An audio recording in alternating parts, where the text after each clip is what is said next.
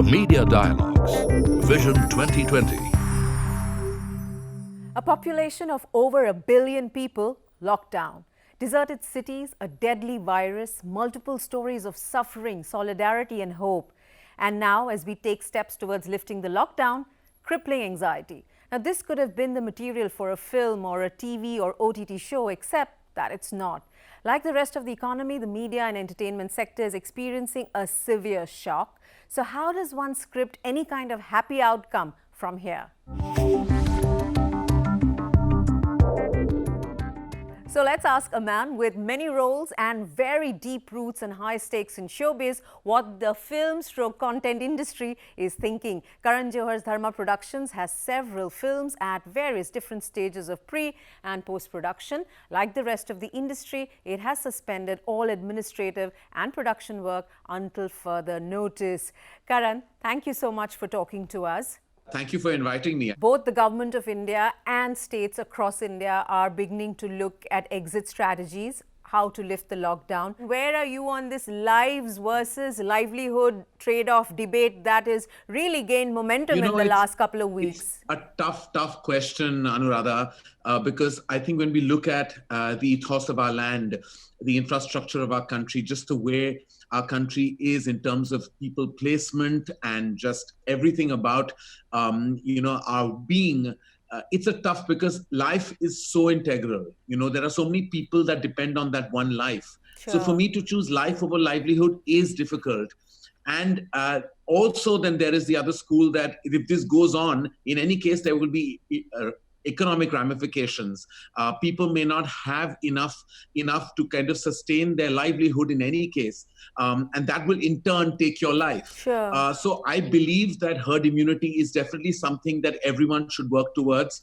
Of course, I can't say that is something that is truly the correct thing to do because there have been many schools of thought. But in my opinion, building herd immunity is, I think, a solid way forward. Karan, let's talk about the film industry and cinema, and there are two parts to the impact that has happened. One part of the impact is on production, the second is on exhibition. Let's start with exhibition, distribution, the release of movies first, because that's content that's already ready and in the pipeline. You want to give us an idea of what is at stake when you look at all those films that were lined up, that are ready but are not going to be able to make it to movie halls? So here's what happens, Anuradha. A lot of people don't understand the landscape. They feel that a big producer has a lot of money. But a lot of the money for many producers, production houses and studios are rotation money. The money that comes in goes into funding the infrastructure of your organization, goes into funding other movies. Mm-hmm. It's not that all the money you make on a film, and many a times you've also lost money on a film. Yes. The money you make on a film invariably goes into the rotation process of creation, creativity, and infrastructure support. Now, when you have films that are just lying ready and all the cost of capital is building, that's where the problem arises. So I can understand if there are producers that don't know what to do because they're in a fix and they need to kind of perhaps open their funds so that they can support their team members, they can support their infrastructure. So that means perhaps not waiting indefinitely for a theatrical release and succumbing to rather putting it out digitally and releasing those funds and being able to, as I said, support your organization. Mm-hmm. There are also two schools of thought and two fears that exhibitors, multiplex owners, single screen owners have, that if this becomes a precedent, then what will happen in the long run to their cinemas and multiplexes? Right. Now, to them, I have to say that it's only the middle order film and the small film that will suffer. Because even when the floodgates open up, those small films won't know where to be because they'll be squeezed between the bigger films. Absolutely. And I know for a fact that a lot of the bigger films will not go to OTT right now. Yeah. They will all wait for a major theatrical release. Because the other thing, Anuradha, that you have to know, the problem is just not India theatrical. It's also the diaspora theatrical, which we call overseas. Now, if those cinemas will not be open and our diaspora audience is not going to go there for a while, there's going to be huge economic loss, which a big film cannot afford. So here's what I think. It's the middle order films and the smaller films that may eventually have to be on an OTT platform for all these reasons that I have stated. Sure. And the bigger films, the major epic motion pictures will perhaps wait it out for the sunshine to hit all our lives. Right. So, Karan, if we were to illustrate what you're saying and look at Dharma's slate, Gunjan Saxena could go to OTT, whereas a Suryavanshi would have to wait it out for a theatrical release. Is that a fair interpretation? Well, that would be a fair assumption, though right now nothing has been confirmed. There have been conversations, there have been debates internally. The thing, Anuradha, is it's a very strong conflict between creativity, aspiration, dream, desire versus ground reality. There's also an internal tussle where the commerce and art fight it out. Sure. The commerce is also the sense of reason that tells you if you do not get the monies in, then we're in for a long haul of disaster when it comes to the money situation in a company. Internally in the organization, there will be, like Apurva and me have very strong rationale with each other. We have debates and discussions, never arguments, because we're like siblings running an organization. But I always listen to him because he's the voice of reason, and I'm the voice of art. So where reason and art sometimes don't always correspond. Yeah, but Karan, here's the thing. A theatrical release is not just about the art, is what I'm saying. It's also about the commerce, because if you don't do a theatrical release, you lose out on that revenue stream. And the second thing is that isn't the OTT platform's offer to a film, isn't that based on how the film performs theatrically? No, not at all, because many a time you close the digital rights of your film way before the theatrical release. So that's not into account. The other thing, Anuradha, I have to say to you, that invariably we believe it's a versus situation. It's OTT versus theatrical. Now, the climate is very different. Both are very empowered verticals of entertainment. Both are very strong pillars. Both have an audience base. We are so used to watching films in cinema halls that sometimes we believe the cinemas that is viewed at home is post-release always. So it's like a viewing that you do after its theatrical release. But I have to tell you that Worldwide has acknowledged and accepted that an OTT platform release is also going to give you the strength, going to give you the numbers, the access, the watchability factor. It's all going to be achieved. So there is a lot of power in the OTT platform as well. And there is tremendous power in cinema. So both can coexist. Right now, it's like I want people to realize that nothing is a come down. Sure. If you go to theatrical, it does not mean you've come down a notch. It means you've come up over a situation. That's it. That's all that is. We're rising above a situation, not coming down in stature. I can sense the kind of conversations and tussle that has gone before you've arrived at this kind of outlook, isn't it? And now to be able to communicate it to all the people who work with you and even other fellow filmmakers in the business. But Karan, I just want to understand this business a little bit more. So if a movie has a theatrical release and then it can also have an OTT release, but if it goes directly to OTT, can it have a reverse theatrical release once it goes on OTT? It can't. So in that case, you rule out that theatrical revenue stream. It would be counterproductive, because if your film is available by a click, why will you stand in a queue? You know? Yeah. So that doesn't happen. What can happen definitely, and I like to tell you, is it depends on the individual agreement of filmmaker and OTT platform holder, where perhaps what you can do is you can go straight to digital and perhaps build in within your arrangement that you may also have a satellite release of the film a couple of months later. It could be 4 months, 6 months, whatever the internal agreement is. That means your film can actually enjoy a super wide audience, because you would get the digital audience as well as the television audience, which in India is a very big deal still. There is a strong audience that watches television that may not actually be tuned into digital platforms. What about the values that OTT platforms are offering? Because if you don't, you know, we are all used to talking about 100 crores, isn't it? And all those big, fantastic figures for big films when they do very well at the box office. Just going to OTT will never see you reach those values. Or can you see those values if you have an only OTT release? I think that the OTT platforms look very strongly at is content that suits their platform. They're not always enamored by star cast, and they're not enamored always by production value. It's very strongly led by content. Because as you know, OTT platform content is driven by the writer. Sure. All shows and films are by empowered writers. It's in fact a very strong writers platform. Yes. Now, films are also a writer's platform, but it's also a director's and a movie star's platform. So the monies that you're talking about is driven by how much they love your content. And So how much it also, competition there is between all these guys, because there are several players now, and some of them have very, very deep pockets. yeah, so a lot of them internally have their own ethos. Like, without mentioning names, I think one of them possibly is targeting more like the mass, like Sure. viewership, which could be the single screens of OTT. Sure. Then one of them is a lot more discerning with their content, could be the multiplex of OTT. Then one of them is the big mammoth giant that could be like engulfing both worlds. So there are many of them that have their own, I think, way of responding and thinking. My way of looking at it is simple. It's very simple. Here's what I would do. I would say that this is my cost and this is my estimate of what I believe the film would do at the theatrical window.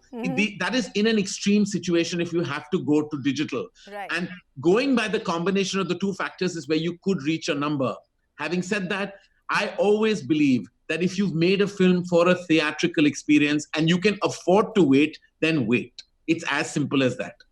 Okay, I think "समझदार को इशारा काफी है" is a very famous Hindi film dialogue, isn't it? Yeah, well, it's true, Anuradha, because there is so much debate happening in the industry, and I know that we're all going through a very turbulent time. Yes. But the pressure on people like you to make these decisions and to hope that they're the right decisions, isn't it? I think I've been an eternal optimist, borderline realist as well. So I would say that I think that we will overcome. It's going to be a tough year in a couple of months, but we will overcome. Let us say 2-3 months down, we are out of this lockdown. We are all beginning to gingerly come to a post-COVID life. Do you see the Indian public go to cinema halls, or do you see them being anxious about being in public places, about being among crowds? See, I think that we are not an afraid nation at all. We have abandon, but we have caution.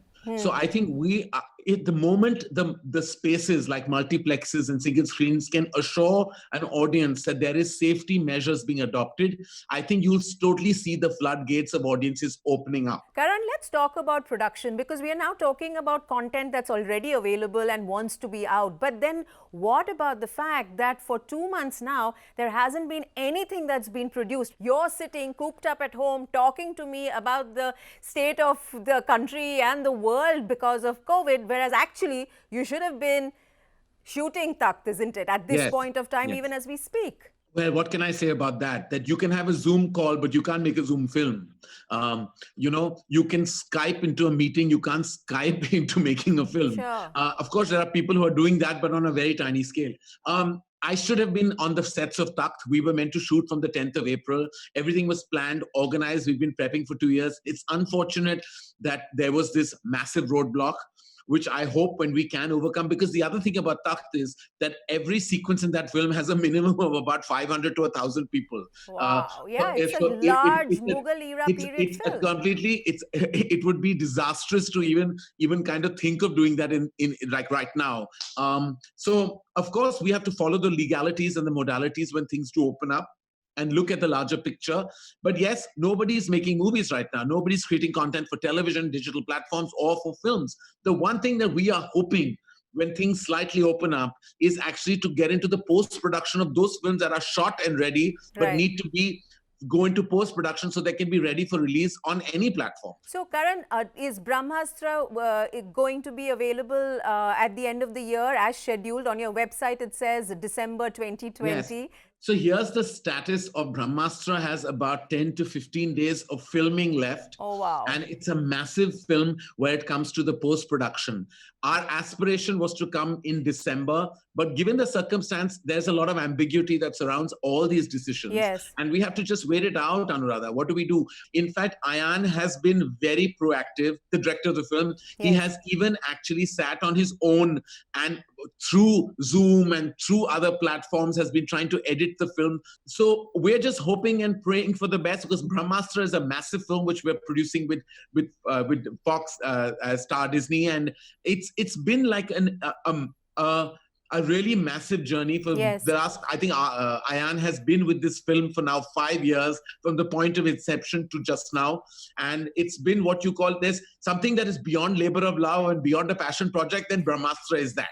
You talked about filming that's left to do on Brahmastra, and filming going forward, whatever the film is, once the lockdown lifts and the film industry can go back to the floors? I was looking at some recommendations or proposals that the Producers Guild of India is just talking about. None of this is finalized, but these are initial conversations about what it would be like to go back to work, to making a movie in this era. And you know, some of it people in the news business, people in other essential services are already doing. So smaller teams, rotational teams and all of that. But there were some things that I found interesting and peculiar or unique to the film industry, and that is swab tests for the entire cast before a schedule, avoid employing people above 60 years old, reduce the support staff of cast, avoid outdoor shoots. Now, some of these things completely turn the way the film industry operates on its head, isn't it? If you don't cast someone over 60, Mr. Bachchan doesn't work for, till it's time to say we've got the COVID vaccine, right? I don't think Mr. Bachchan can be defined by his age at all. That's true. I think he's kind of eternal. Point taken. He's eternal and evergreen, and I know that could be, again, me being poetic, but I think you can't slot Bachchan by age. You have to slot Bachchan by brilliance. It's as simple as that. That's true. But when you look at some of these discussions that you all are having, how practical will it be, and what are the changes that you see happening to the production process of content in the Indian industry? Look, when in COVID, you do what the COVIDians do. So there will have to be a strict, vigilant rule book that actually everybody will have to follow, be it television or film or whatever content you're creating digitally. You'll have to follow that rule book, because that's the only way we will combat, because the virus is not going away. Sure. It's not going to just fly away.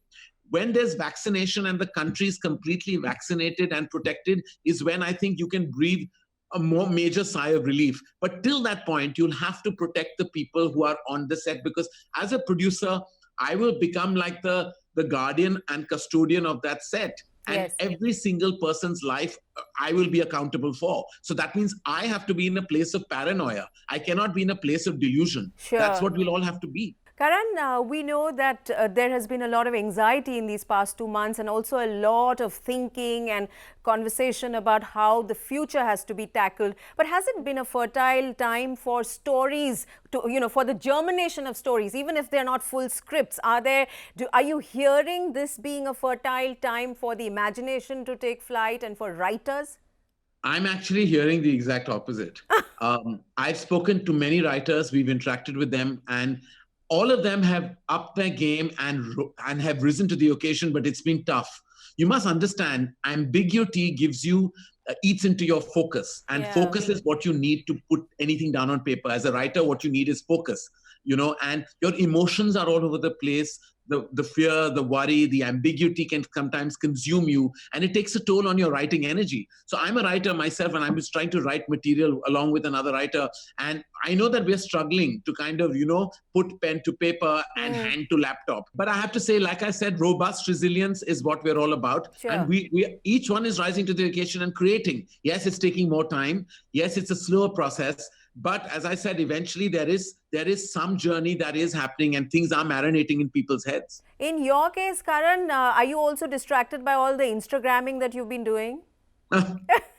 With your poor mom being pulled into as a reluctant participant. I've been seeing some of those videos, and she doesn't look like she's approving very much of you intruding in her personal space. I have to say she's enjoying it all.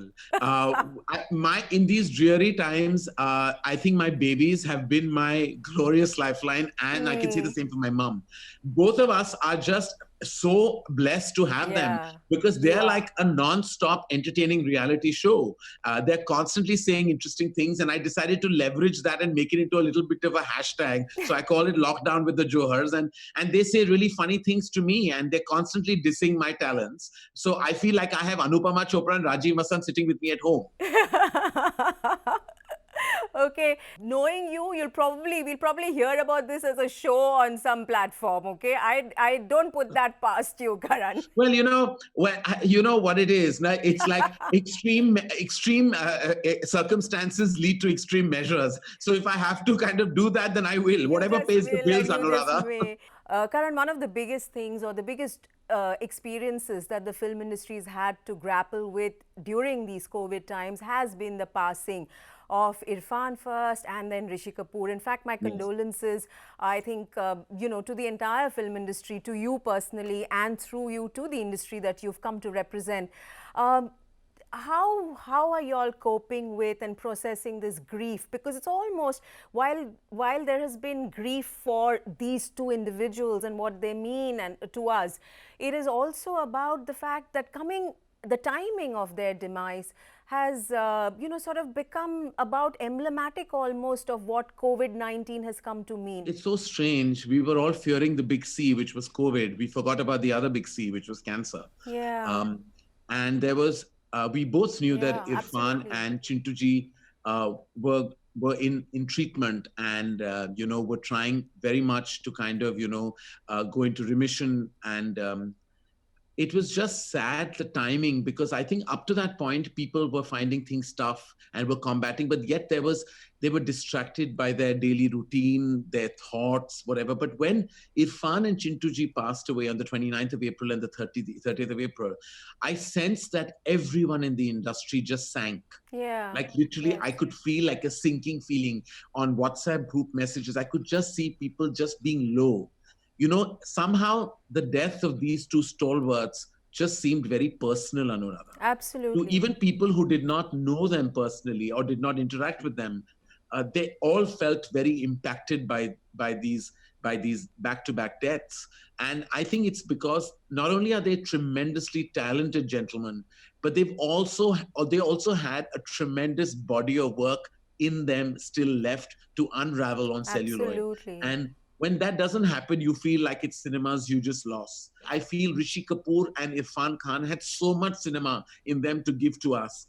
So to carry the burden of not being able to be exposed to that brilliance of their work in cinema is disheartening. And also it's just on a personal level for me. My entire childhood was dedicated to watching, being exposed to, and just reacting to Rishi Kapoor. Yes. So I just felt that literally someone snatched a piece and a large chunk of my childhood away. Like I said, Karan, on behalf of people who watch us, our condolences, and we've all felt this loss and lived this loss. Karan, I'm going to have to let you go. Thank you. Do you have any wise words to close with? Well, I have to say to people who are feeling down and out, I always tell just 3 words to them, like talk it out. Just make sure you talk it out, because these are tough times and expression is everything. Communication is everything. Absolutely. So just talk it out. That's the only advice I would give to people watching this. Don't keep it to yourself, because being alone is not a solution. I know you could be alone at your home, but reach out to your friends and family, because let me tell you, support means, I've realized in these trying times that the sense of support that all of us have built around us have really been leveraged by me, and I'm sure by everybody else. So compassion is something that I think I'm feeling a lot of these days. All right, Karan, thank you very much for talking to us. I wish you a lot of good luck. Stay safe, stay healthy. And, the same feelings to all your colleagues and everybody in the film industry at Dharma, and to your family, to Hiru and to your kids. Yeah. So Thank you, luck. Anuradha. And lots of love to you. Stay safe, and my love to all of you and your team. Thank you very much also for watching. Do look out for another conversation on the Media Dialogues on CNBC TV 18, and stay tuned to this channel if you want to stay on top of all the news and analysis of the world we live in, especially during COVID times. The Media Dialogues, Vision 2020.